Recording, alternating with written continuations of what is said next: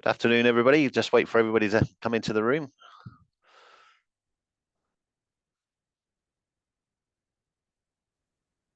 Yeah, sorry about the technical difficulties there, guys. The challenge really from me to you is, well, look, we need to go from good, which is where we are now, to great. In other words, just doing that a little bit more. And so it's kind of, let's look in the mirror, let's have a beginner's mind, let's go and review, let's actually see, can we just do that a little bit more?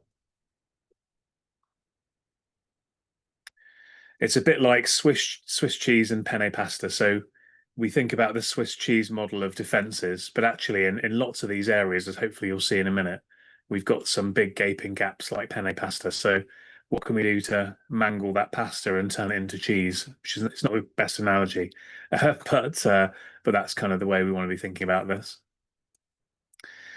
So here's a bit of data just to support what I'm saying, that we're doing the basics, but we could be doing more, and that doing the basics isn't enough. So this is the riddle data, which you're probably pretty familiar with.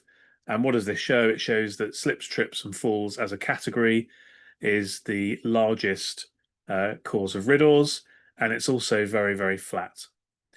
Now, as I'll share in a minute, the vast majority of this category are slips.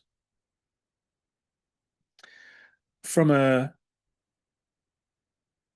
pounds and shillings cost perspective, in 2018, AXA Insurance, there's an article on their website which states this, spent 80 million, 80, on slip claims. And that compared to 30 million for manual handling claims. So slips was more than twice as much, 2.5 times as much as manual handling. And then trip claims were on top of that.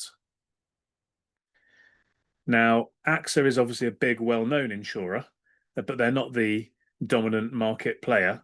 If they make up even 5% of the insurance market in the UK, well, that suggests that we're spending well over £1.5 billion in that year of 2018 on slips. Really, really quite staggering figure. So there's human cost, there's financial cost. What's been happening over the last few years? So since 2018, we've seen a flat or maybe even a small increase in incidents. But what's been going on in the world more widely? Big inflation, particularly since 2020. So this problem has only been getting more costly. And there's a few more data points here. Broken bone every 3 minutes. 6-figure criminal fines. I'll talk to you about a couple of those in a minute. And I've put Chris Whitty on the screen here and highlighted him. During one of the COVID pandemic press conferences, he even explicitly said slips in winter puts a massive strain on NHS beds. And he was right to say that because there's 1.5 million NHS bed days a year caused by slips. Massive, massive impact on the NHS. So we are doing the basics, as I say. That's getting us to a certain point, but we're not really pushing on and improving from there. And even the basics can be a challenge for us. So here's an example from Tesco, big organization. If anybody's doing the basics, you would think that Tesco are doing the basics. In spite of that, a man here, 91-year-old man called Dennis Satchell, slipped, broke his hip, and that resulted in a £730,000 fine back in 2020. This broke just as the pandemic was starting to hit. Here's another example of doing the basics. So this is a CCTV still image from a supermarket in Cornwall in 2015. When I show this to people and I ask, what's the problem here? Most people say, well, the sign could maybe be moved a little bit further to the right as we look at it. But other than that, people don't seem to think there's too much going on here that's a huge cause for concern. They're doing the basics. What actually happened here, or was about to happen, is that the man whose feet you can see at the top of the screen is going to walk down the aisle and he's going to slip. And he bangs the back of his head on the floor. And then tragically, 2 days later, he passed away. And this incident led to obviously that tragic outcome, it led to a civil claim and it led to a criminal prosecution by Cornwall Council. This was the Co-op in this case. And Cornwall Council said this: signage alone is not an adequate control. Proactive measures must be taken to either prevent floors becoming slippery or precluding public access. So the basics, there's no doubt that the sign was out. We're doing the basics, but the basics weren't enough. There are 4 mindset challenges that I see again and again, and these are the ones I referred to earlier. People think that slips are S, simple, L, low cost, I, impossible to solve, and P, paltry, insignificant. These are the 4 things we've got to get over. So that's a picture of kind of where we are and some of the potential risks and challenges. What about this, though? What about if we thought about what success could look like? So here are some examples of clients that we've supported over the years, ranging from train stations to hotel rooms, guest rooms with bathtubs, colleges, restaurants, swimming pools, a huge raft of different sectors, all with very, very significant impacts in terms of the number of incidents and the costs that they were suffering. A couple of slightly more in-depth ones. So Euston Station in London is one of the busiest buildings in the country. Network Rail published this as a study a few years ago. My team and I supported them. We helped them to understand the profile of their risk that they were facing, and we helped them to put in place some different control measures, principally in this case around the floor surface and the cleaning of that floor. And they tracked their accidents for 3 or 4 months, year on year, and they saw a 60% decrease in accidents. So footfall was, I think, slightly up, but this was pre-pandemic, but they saw a 60% reduction in incidents. And a national swimming pool operator with over 150 sites were suffering from, on average, 1 slip insurance claim per week, and they managed to drive that down to 1 per month. So that's a significant difference and a significant saving if you consider that the average claim is somewhere between 10 and 20,000 pounds, going from 50 to 52 to 12. That's hundreds of thousands of pounds of claims costs saved, but it's also, of course, many people who didn't get hurt and had a better time, and there were lots and lots of other benefits from this as well. But even I use these 2 case studies as an example to say, look, even in a really high footfall area, and even in an area where the floor is constantly wet, it's still very much possible to have a big impact. So why aren't we doing that? These are the 5 mistakes that I see again and again that are keeping this problem alive. So mistake number 1 is relying on signs as a solution, and we kind of covered a bit about that earlier. The sign doesn't have magical properties. It doesn't have an anti-gravitational force field. But people seem to just put these signs out kind of on autopilot, feeling as if they're going to protect them. Now, there are 2 times that you should use a sign. One is when you're doing your pre-planned cleaning, because you're introducing risk by making the floor wet. So when you're doing that, you absolutely should put signs out. The other time you should use a sign is when you're dealing with a spillage in that moment immediately. So someone sees a spillage, definitely put a sign out, then deal with that spillage, clean the floor, dry the floor, take the sign off, and then away you go. If you find you're putting signs out in any times other than these 2 scenarios, that's a symptom of a problem that you're not addressing properly. The second mistake is this belief that cleaning equals safety when it comes to preventing slips. So, well, our cleaning company deals with that, or we clean our floors every day, or whatever it might be. Now, this is a photograph here on screen of a shopping centre in Manchester. And if you walked in here, you would think this floor was pretty clean and therefore you'd expect it to be safe. It's not until actually a patch was done that you see how dirty that floor is. It was actually consistently dirty, consistently grubby rather than clean. And an analogy I use here is going to the gym. So you can go to the gym and you can do the activity of lifting weights again and again and again, just as you can do the activity of cleaning a floor again and again and again. But if you don't use the right technique when you're lifting those weights, you're not going to get stronger and you're not going to build muscle. And if you don't use the right technique when you're cleaning, you're not going to effectively clean the floor. Third mistake I see a lot is that there's this assumption that because a floor looks anti-slip or looks slip resistant, it must be that way. And it may well be that a floor was installed as slip resistant, but things change over time. So these two photographs on the right, we've got an example in a leisure changing room area where the assumption was, well, we've got an anti-slip floor, so we don't need to worry. And the general manager was right. They did have an anti-slip floor, but the problem is they hadn't maintained or looked after that floor well, as you can see from the little square patch. And therefore the difference in risk between that floor when it was dirty versus clean was over 50,000 times different. And on the left, it's a spice blending facility.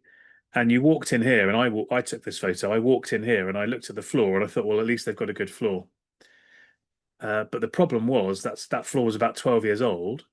And under the racks, the shelving, and by the skirting, it was rough like sandpaper. But in the major walkways, it was smooth because it had worn away. So it looked as if it should have given you good grip, but actually it was very, very slippery when it was contaminated. The fourth thing we see as a common mistake is assuming that insurance is going to bail you out of the problem. Now, just as with your home insurance or your car insurance, you typically are going to have an excess. With a slip, you're often going to have an excess. So straight away, it's costing the organization some money. There's also something called an aggregate, whereby if your claims exceed a certain amount in a given year, then you pay everything and the insurance company doesn't pay anything. And of course, the insurance will cover it. Well, yes, it will cover it potentially now, but the cost of that claim is going to be built in to next year's premium. So you are still going to pay for this slip. It's just that you're not going to be paying for it straight away. It's going to be a delayed payment. And then we've got to remember the uninsured costs. So HSE would say for every pound of insurable cost, there's 8 to 36 times that of uninsured cost. And the fifth one, and this is a big one, and I alluded to this earlier with the Ridor chart, is a massive mistake is treating slips like trips. Slips and trips are fundamentally different things. It is, in my opinion, a mistake to bundle them together.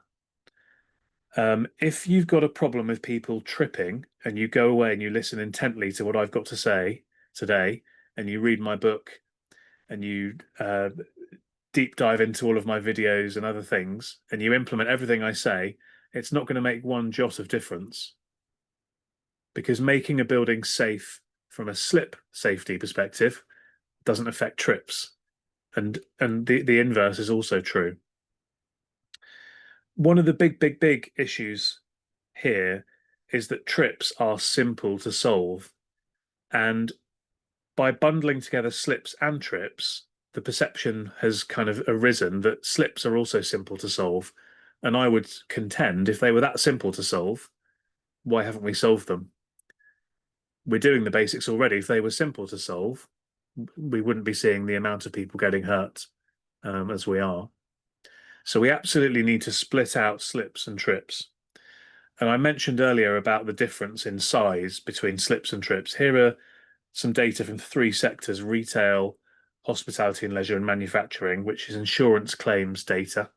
And you can see, for example, in manufacturing, slips are 38% of claims and trips are only 3%. So it's, putting them together and then thinking they're simple when only 3% is, well, comparatively less than 10% of it, let's say, is simple trips and the rest of it is more complicated slips, you can see where this problem is causing us issues. So there are some of the issues. What about if we think, well, actually, we're doing the basics and that's good enough. We'll just carry on, nothing to worry about here. Let's just have a bit of crystal ball gazing about what's the cost of doing nothing? What's the cost of the status quo? So I shared with you the historic picture, which is flatlining of incidents, but an inflation of costs. So the problem has been getting worse. Let's think about this in terms of some big trends that are happening in the world right now, and then let's think about where this goes in the future. So inflation is driving up costs of everything. Demographics, we've got an aging population, and older people are more susceptible to these issues and to be getting more seriously hurt. We've got an increasingly litigious society. We've got a big trend towards urbanization, so buildings are going to be getting busier and busier and busier. We've got this ESG trend where we need to be walking the walk, sorry, walking the talk. We need to be prioritizing safety, putting safety first, and doing a good job on safety. Otherwise, we're going to lose staff, we're going to lose customers, we're going to lose our reputation. And then also think about the challenges around workforce and labour. So there are 6 big trends there that if we overlay that onto the historic picture, in my opinion, things are only getting worse if we don't do anything. So if we carry on the path we're on, more incidents, more harm, more cost, more stress, and more scrutiny. If, however, we can take that different path, then the opposite will happen. Fewer incidents, less harm, lower costs, less stress, more trust, and the ability to coin a phrase, profit from safety. So I would urge you, to really think about this and actually consider that, now is a great time. Best time was yesterday. The next best time is now, to refocus on this area and see if we can move onto that green line. So how do we do that? This is where the excuse me. This is where the book and the methodology of the book comes in. So in the book, I outline a 5-step method, which is assess, amend, advocate, assure, and affirm. Now, I don't have time to run through all of that today. The book is almost 60,000 words, so definitely can't squeeze all of that into the remaining time. So I'm going to focus on the first couple of steps, which is assess. So that's really understanding and quantifying your slip risk, and amend, which is about what can we do to improve and reduce that risk. And I'm going to share 3 key principles that flow throughout the book. So these 3 things are going to appear in every single one of these 5 steps. So the first thing is that there are 6 fundamental core causes of slips, and I call this chimes. So this is my chimes methodology or chimes model. When I visit with organizations who are doing well, they tend to be doing well across the 6 areas. When I get invited into an organization and they're struggling, maybe they've had a bad slip, or they've had an increase, or they've had, a spate of expensive ones, or whatever it might be, and I explain this model to them, they typically say that, being honest, they're only maybe working in a couple of these areas. So let's run through what this means. And what you need to think about here is, if we do well in these areas, that can mitigate the risk. If we do badly, that's going to increase the risk. So C is for contamination. That's what is on the floor. A perfectly clean and dry floor is not going to be slippery. If we introduce any kind of contaminant, whether that's dust or water or oil or whatever it might be, that's going to make slips more likely. So where's that contamination coming from? What is it? Where is it? Is it different in different parts of our buildings? What can we do to mitigate it? How much of it can we withstand? These are all questions we should ask. Next is H, which is heel. So this is the footwear piece. 2 sides to this. There's members of the public. And here I would really encourage you not to play the blame game. So don't be blaming the person that slipped in high heels. Look in the mirror and think, what could I have done to make this building this environment safe for that person who was wearing high heels, because it's to be expected that people wear high heels in many settings. And from a staff perspective, safety footwear does not mean slip-resistant footwear. So the NHS did a trial over 7 trusts where they used standard safety footwear and they used some higher spec slip-resistant footwear, and they saw a 35% reduction. So just because you're providing PPE doesn't necessarily mean it's slip-resistant. And what works in terms of slip resistance in some areas of a building might not work in others. I is for individual, so this is the human factors.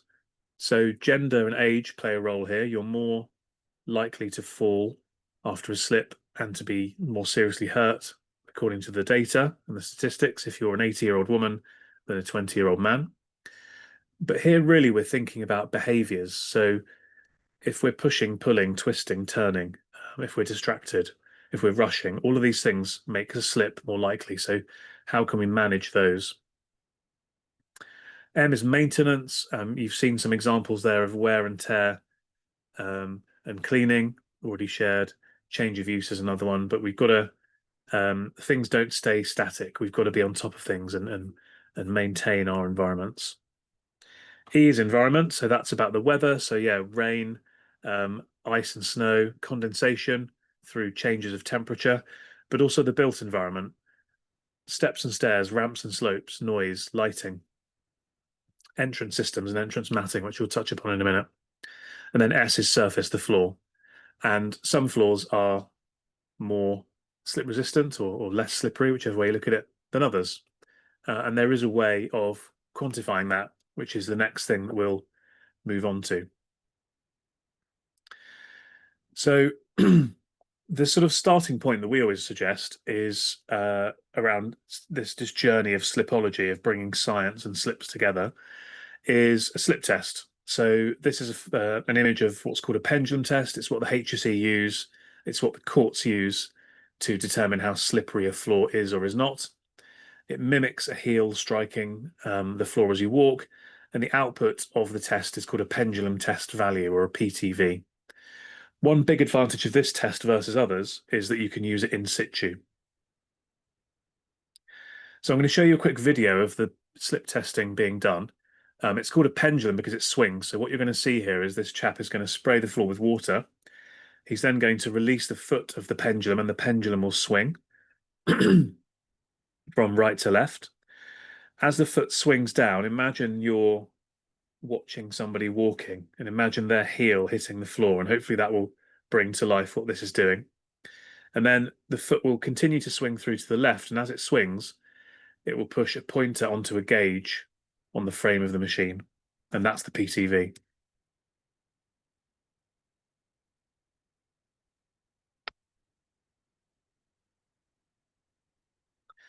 So hopefully that brings it to life. I'll just show it to you again. So spray the floor, release the foot, swing. So there are two big benefits to the testing. One is to help you to quantify the risk. So you can see here the PTV correlates to high, moderate, or low slip potential and to an accident risk exposure. So if we start on the right-hand side, if you've got a PTV of 36, you've got a low slip potential and a 1 in 1 million slip accident risk exposure. If you move 2 to the left, you can see a PTV of 24, and that gives you a high slip potential and a 1 in 20 accident risk exposure. So the first benefit of the test is you can quantify where you are on this gauge, and then obviously if you need to, you can figure out what you can do to move from left to right. The second big benefit of the testing is that it helps you to defend claims. So David Scott on the screen here, he's an insurance claims lawyer, partner, and he does leisure and hospitality claims. And we were talking on my podcast about someone slipping around a poolside, and David said, even if someone slips, even if the floor was wet, and even if they legitimately hurt themselves, if you have compliant slip test data, you should expect to defend that claim. So many people feel that if someone slips, if the floor was wet and if they legitimately hurt themselves, you're in trouble. But it isn't the case if you've got this data. And the lawyers and the insurers love this because it's scientific, it's HSE approved, it's independent, and it really helps you to prove what you're doing. The third principle I wanted to share is about zoning your risk. So one of the big challenges I see with particularly larger organizations is they have quite generic policies, procedures, and risk assessments. So again, going back to we're just doing the basics. Within a building, an average building, there are going to be some areas where the floor is very unlikely to ever get wet or contaminated. And there are going to be other areas where it's almost impossible to argue that the floor won't be getting regularly wet or contaminated. And it's probably a 95%, 5% split. So for the 95%, that's where you do your basics. For the 5%, so it's a small area, but this is where the impact is. That's when you need to go above and beyond because those areas are going to get wet. They need to be safe in their expected and intended use. So one area that people say to me all the time is dry, and we don't need to worry, is reception area or entrance area because we've got matting. And matting is designed, remember, to dry the feet and remove contamination. So the idea is once you finish walking across the matting, your feet are dry and therefore you can't slip. Here's a photograph of a train station, and you can see they've got good depth of matting, about 3 meters of matting. But on a wet day, the floor is wet well beyond the matting. So don't fall into the trap of assuming that a mat means the floor is dry. Stand inside on a wet day like I've done here and see. Now, one of the biggest drivers of matting being effective or not is its size. And the HSE and the Entrance Flooring Association published some guidance, which is on the screen here. And it says for peak traffic per hour of 78 people, you should have 3 to 4 meters of matting. But if you've got 800 people per hour, you should have 8 to 10 meters of matting.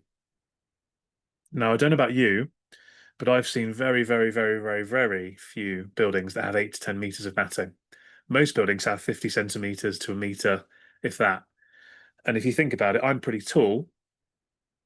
If you've only got a meter of matting, I could easily walk into your building, and I wouldn't do this obviously deliberately, but I could walk into your building and not even step foot on that matting because my stride is longer than a meter.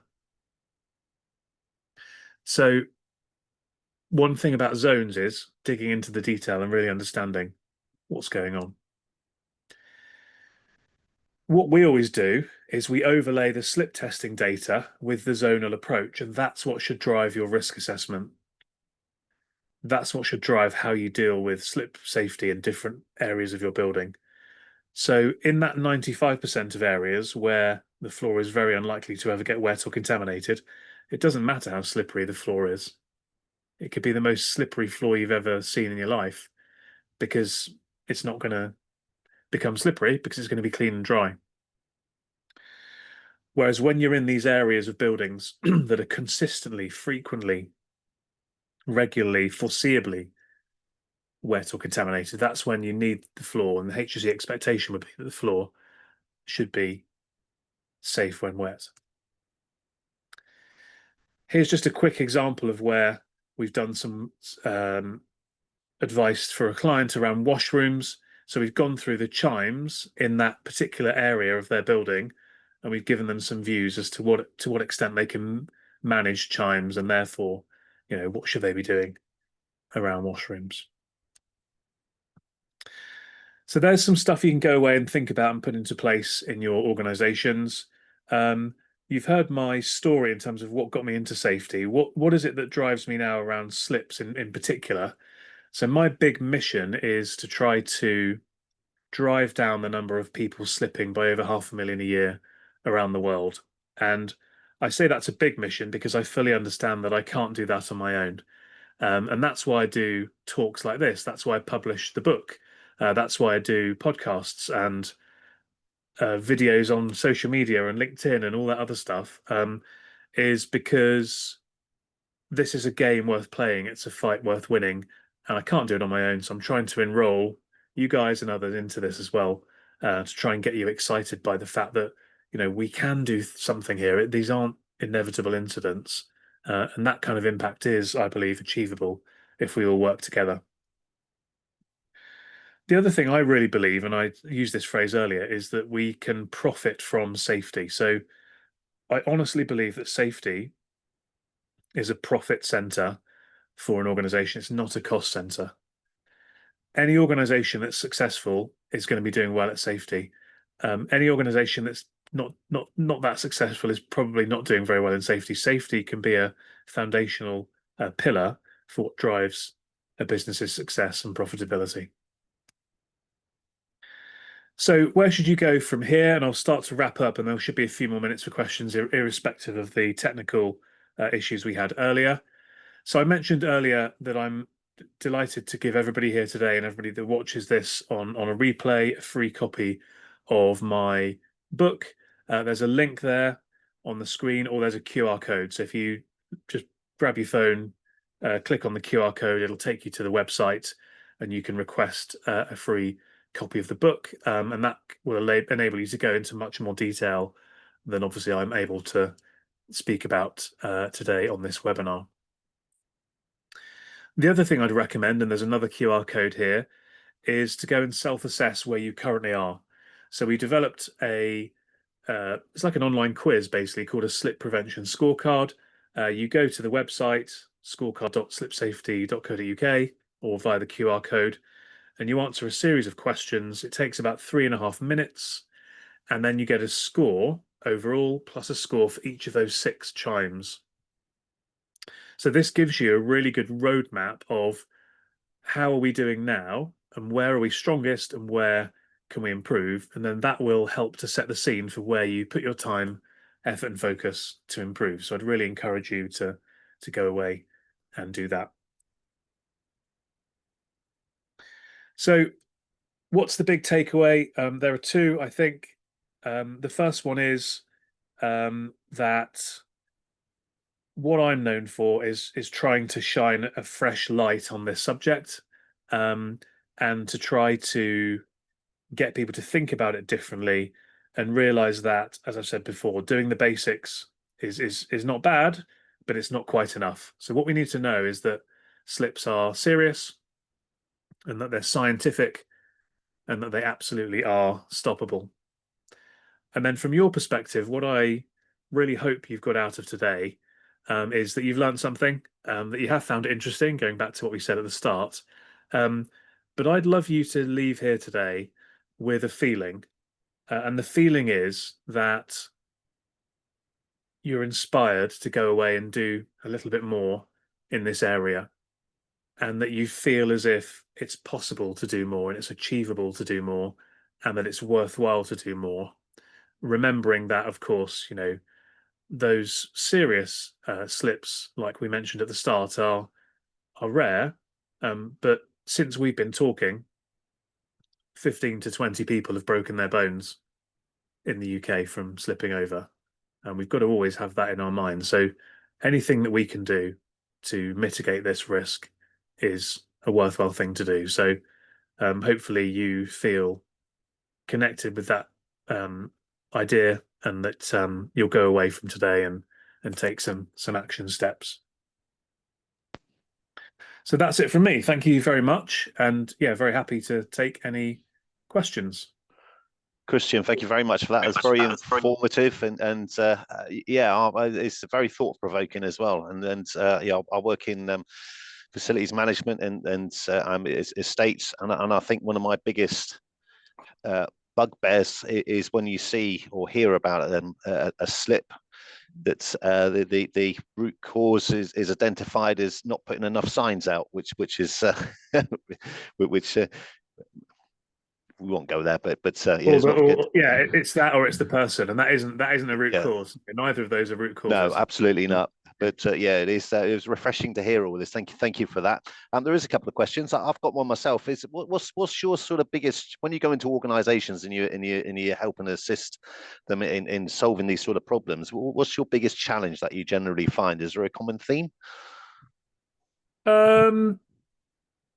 I think I'll give you two. So there's always, not always, there's often a bit of a mindset challenge. Like I tried to explain earlier, that is this serious enough? Is this worthwhile enough for us to be investing our time into doing something here versus other areas? So there's that kind of mindset piece.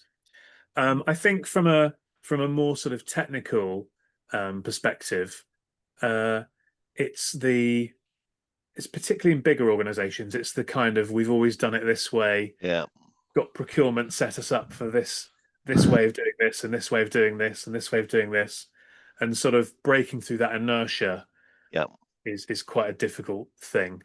That's where having the sort of scientific evidence to sort of show, well, look, here's your current risk, here's what the risk could be, and sort of it's then not my opinion, because my opinion is doesn't really matter, I can give you my experience, but actually I'm trying to take my opinion out of it. I just want to give you the facts, and then yeah. you can make that informed decision. So that's where having that sort of scientific approach does help a bit more. Ah, very good, thank you. And then we had a question from, I hope I'm pronouncing this correctly, Anna Ket. And the question is, apologies if I haven't pronounced that correctly, but how often do you recommend having slip testing done? And is there a recommendation from the HSE or insurers?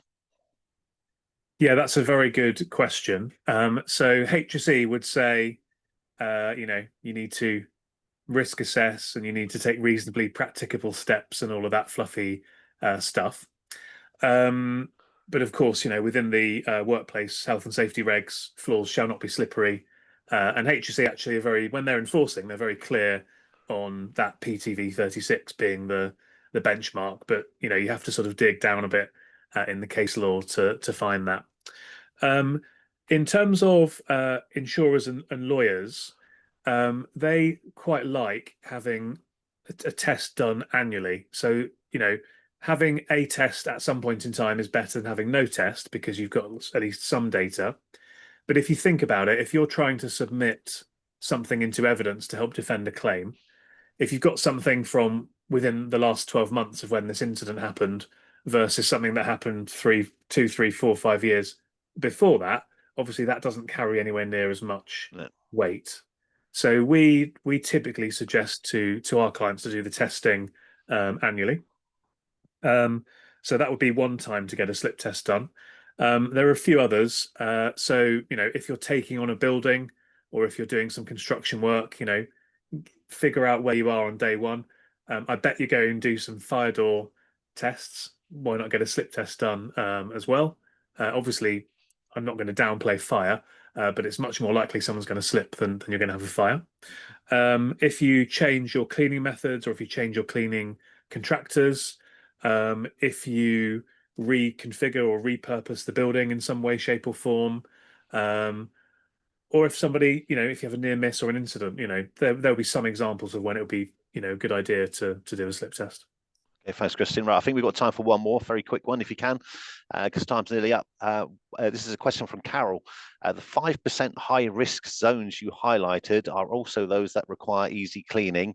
How do we ensure that the cost of a non-slip solution doesn't actually result in an exponential increase in cleaning costs? Yeah, very, very, very, very good question as well.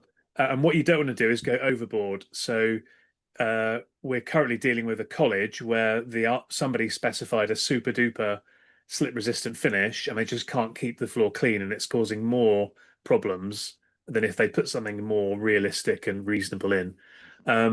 What I would say is that comes down to choosing the right solution and thinking about what you can do to maintain that. And maintenance is part of that Chimes model, partly for that reason, because you've got to, whatever you do, you've got to be able to maintain it. There are ways of treating floors that are not so harsh, shall we say? So historically, if you had a tiled floor, people would get like very heavy acid and almost etch the floor and make it super rough. That's like the Stone Age. There are ways of doing it much better than that don't produce such difficulties of cleaning. But it's absolutely a very good and relevant question. So thank you. Okay, and lastly, Christian, thank you. We're out of time, but just very quickly, if anybody's interested in your services, presumably your details are on your book that you've. Yeah, in the book, you can get my email address from the book or connect with me on LinkedIn. LinkedIn. I was just going to say LinkedIn. Christian, thank you very much for your time, and thank you everybody for joining us today. Really, really good. It's been good. Thank you very much. Cheers. Thank you.